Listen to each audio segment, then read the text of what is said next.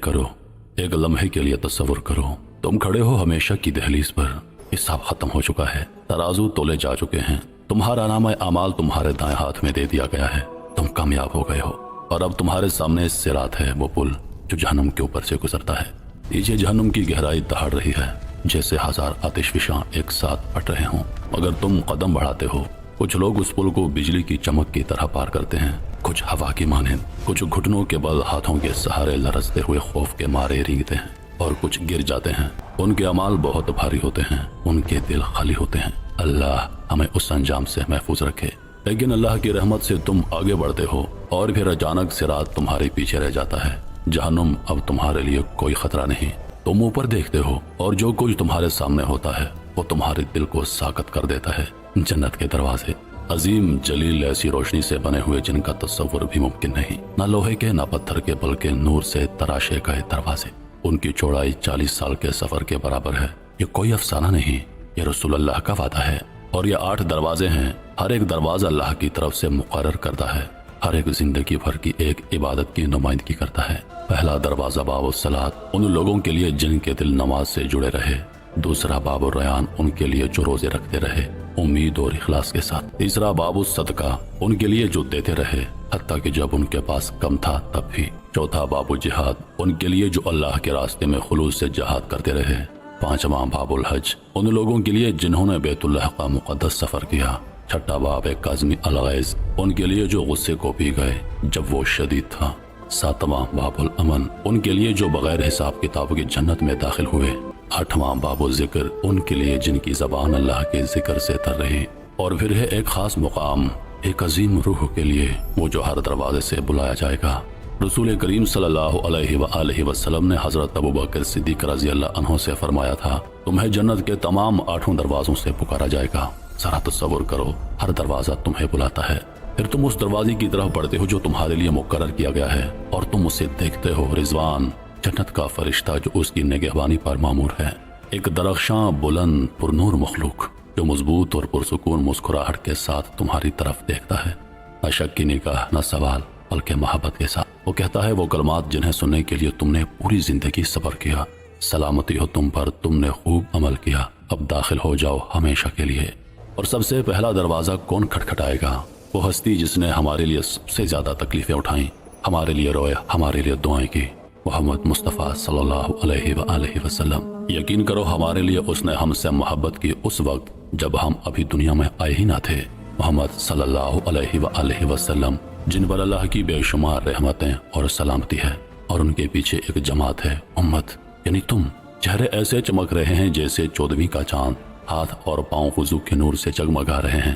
اور پھر جنت کا دروازہ کھلنے لگتا ہے. ایک ایسی خوشبودار ہوا تمہارے چہرے کو چھوتی ہے جیسی تم نے کبھی محسوس نہ کی ہو. وہ خوشبو تمہاری روح کو چیر کر گزرتی ہے. دنیا کی ہر خوشبو سے زیادہ لطیف, ہر گرمی اور آرام سے زیادہ سکون بخش. تمہیں محسوس ہوتا ہے جیسے تمہارے سینے سے کچھ اٹھ گیا ہو. دکھ, افسوس, پچھتاوے, وسوسے, شکوک سب غائب. نبی کریم نے اس لمحے کو یوں بیان فرمایا, ایک منادی ندا دے گا, تمہارے لیے زندگی ہے اور اب کبھی موت نہیں. تمہارے لیے صحت ہے اور اب کبھی بیماری نہیں. تمہارے لیے جوانی ہے اور کبھی بڑھاپا نہیں. تمہارے لیے خوشی ہے اور کبھی غم نہیں. تم نبی کے پیچھے جنت میں داخل ہوتے ہو, اور جو کچھ تم وہاں دیکھتے ہو نہ کسی آنکھ نے کبھی دیکھا, نہ کسی کان نے سنا, نہ کسی دل نے اس کا تصور کیا. یہ ایک نئی دنیا ہے, نہ مٹی کی, نہ پتھر کی, نہ کشش ثقل کی, بلکہ نور, پاکیزگی اور دائمی خوشیوں کی دنیا. جنت کی مٹی زعفران اور کستوری سے بنی ہوئی ہے. اس کی کنکریاں موتی اور یاقوت کی ہیں. ہوا میں نہریں نرمی سے بہہ رہی ہیں اور پرندے گنگنا رہے ہیں جن کی آوازیں خاص اسی دنیا کے لیے بنائی گئی ہیں. درخت محلوں سے بلند, ان کا سایہ اتنا وسیع کہ گھوڑا اس کے نیچے 100 سال تک دوڑتا رہے. پھر ایک فرشتہ تمہارے قریب آتا ہے, ہاتھ میں ایک تمہار رجسٹر لیے ہوئے.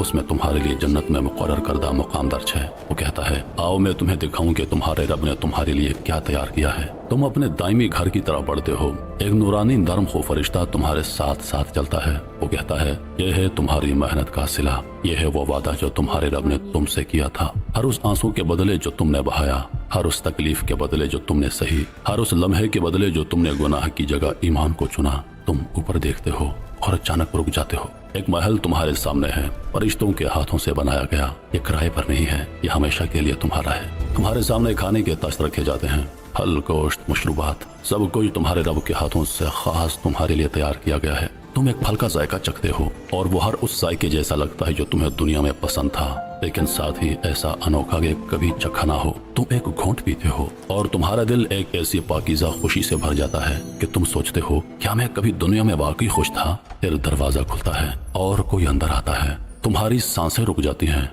ये तुम्हारे अपने हैं, तुम्हारे अहले खाना, वो लोग जिन्होंने तुम्हारे साथ ईमान में जिंदगी गुजारी, तुम्हारी जद्दोजहद, तुम्हारी दुआओं में शरीक थे, जन्नत में दाखिल हो रहे हैं। खूबसूरत नूरानी मुस्कुराते चेहरे। कुरान मजीद वादा करता है हमेशा रहने वाली जन्नतें, वो उनमें दाखिल होंगे अपने बाप दादा, बीवियों और औलाद में से जो नेक होंगे। और फिर आंसू आते हैं, लेकिन गम के नहीं, खुशी के आंसू। और उस लम्हे तुम्हें एहसास होता है हर बार जब तुमने उनके लिए दुआ की, हर बार जब तुमने अल्लाह से कहा कि हमें आखिरत में इकट्ठा कर दे, अल्लाह ने तुम्हारी दुआ सुनी और अब तुम सब इकट्ठे हो हमेशा के लिए। अगर तुम दुनिया में शादीशुदा थे और दोनों जन्नत में दाखिल हो गए तो तुम्हारा रिश्ता फिर से जोड़ दिया जाएगा, लेकिन इस बार हमेशा के लिए।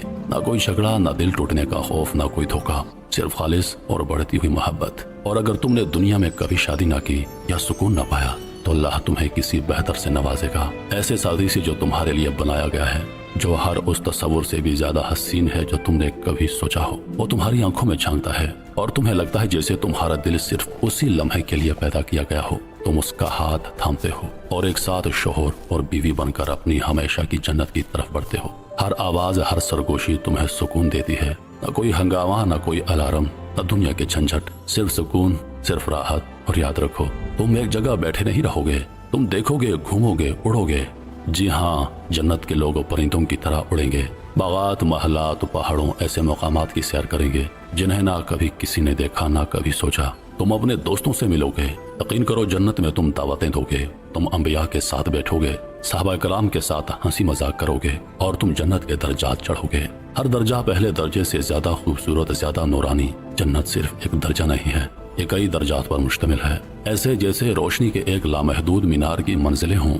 नबी करीम ने फरमाया जन्नत के 100 दर्जे हैं और हर दर्जे के दरमियान फासला ऐसा है जैसे आसमान और जमीन के दरमियान फासला होता है। उन तमाम दर्जात में सबसे बुलंद तरीन, सबसे मरकजी, सबसे खूबसूरत मुकाम है अल फिरदौस। उसी के ऊपर अल्लाह ताला का अर्श है और यहीं से जन्नत की नहरें जारी होती हैं। इस मुकाम के सबसे करीब होंगे अंबिया, शुहदा, सच्चे लोग और मोमिनों के वो बच्चे जो बलोगत से पहले वफात पा गए। नबी करीम ने फरमाया मोमिनों के बच्चे जन्नत में हजरत इब्राहिम अलैहिस्सलाम के पास होंगे जब तक कि वो अपने वालिदैन को वापस ना लौटा दिए जाएं। तुम अपना बच्चा देखोगे दौड़ता, हंसता, जन्नत के मोती की मानंद मुकम्मल और खूबसूरत। वो तुम्हारा हाथ पकड़ेगा और कहेगा मैं तुम्हारा इंतजार कर रहा था। तुम रो पड़ोगे, लेकिन वो आंसू तकलीफ के नहीं होंगे बल्कि वो खुशी के आंसू होंगे जो हर गम को मिटा देते हैं।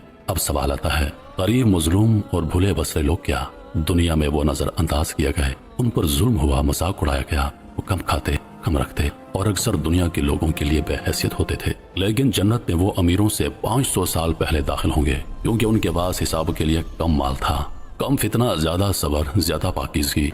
और अब वो तख्तों पर बैठे होंगे। उनका इनाम सोना या चांदी नहीं बल्कि इंसाफ और अल्लाह की तरफ से तस्लीम।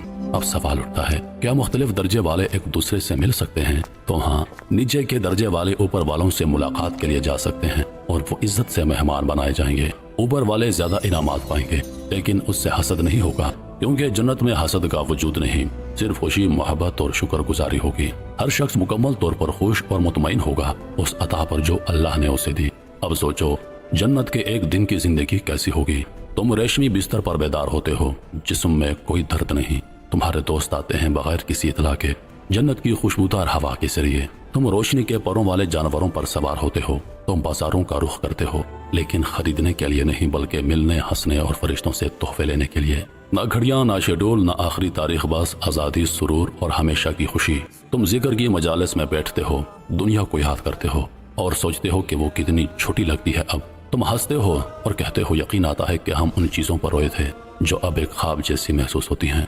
तुम हजरत उमर बिन खत्ताब के साथ बैठते हो, यूसुफ अलैहिस्सलाम की हिकमत सुनते हो, मरियम अलैहिस्सलाम से उनकी कहानी, उनकी ज़बानी सुनते हो और तुम रसूलुल्लाह के साथ चहलकदमी करते हो और वो तुम्हें तुम्हारे नाम से पहचानते हैं। और जब तुम समझते हो कि तुमने सब कुछ देख लिया है, जब तुम्हारा दिल खुशी से भर चुका होता है, तब तुम्हें बताया जाता है एक इनाम अभी बाकी है। ऐसा इनाम जो सबसे मुकद्दस है। ये वो चीज़ है जिसे अंबिया ने सिर्फ सरगोशियों में बयान किया।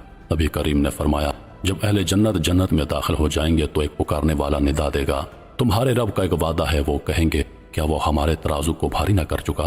کیا اس نے ہمیں جنت میں داخل نہ کیا؟ کیا اس نے ہمیں جہنم سے محفوظ نہ کر دیا؟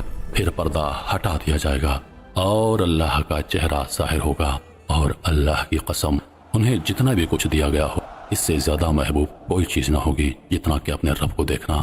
اللہ اپنی ذات کو ظاہر فرمائے گا، اس کے چہرے کی روشنی اربوں سورجوں سے زیادہ خوبصورت مگر دل کے لیے سکون بخش۔ ایمان والے اس کی طرف دیکھیں گے، اپنے خالق، اپنے رازق، اپنے مالک کی طرف، اور اس لمحے جنت کے ہر انعام، ہر نعمت کی روشنی متم ہو جاتی ہے، کیونکہ یہی ہے اصل جنت۔ نبی کریم نے فرمایا، تم اپنے رب کو ایسے دیکھو گے جیسے چاندنی رات میں پورا چاند دیکھا جاتا ہے، اور تمہیں ایک دوسرے پر چڑھنے کی ضرورت نہیں ہوگی، نہ کوئی شبیہ، نہ کوئی شکل، نہ کوئی موازنہ، بس کامل ذات کی حضوری کا احساس۔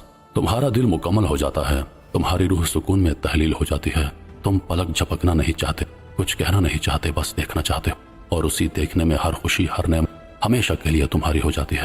پھر اللہ تمہیں تمہارے نام سے پکارتا ہے، وہ تمہیں ان لمحات کی یاد دلاتا ہے جو تم بھول چکے تھے، جب تم نے چھپ کر صدقہ دیا تھا، جب تم نے جواب نہ دے کر صبر کی، جب تم نے کسی کی مدد کی اور اپنا نام چھپا لیا۔ اللہ فرماتا ہے، میں نے دیکھا، میں نے لکھا، اور اب میں اس کا انعام ہمیشہ کے لیے تمہیں دیتا ہوں۔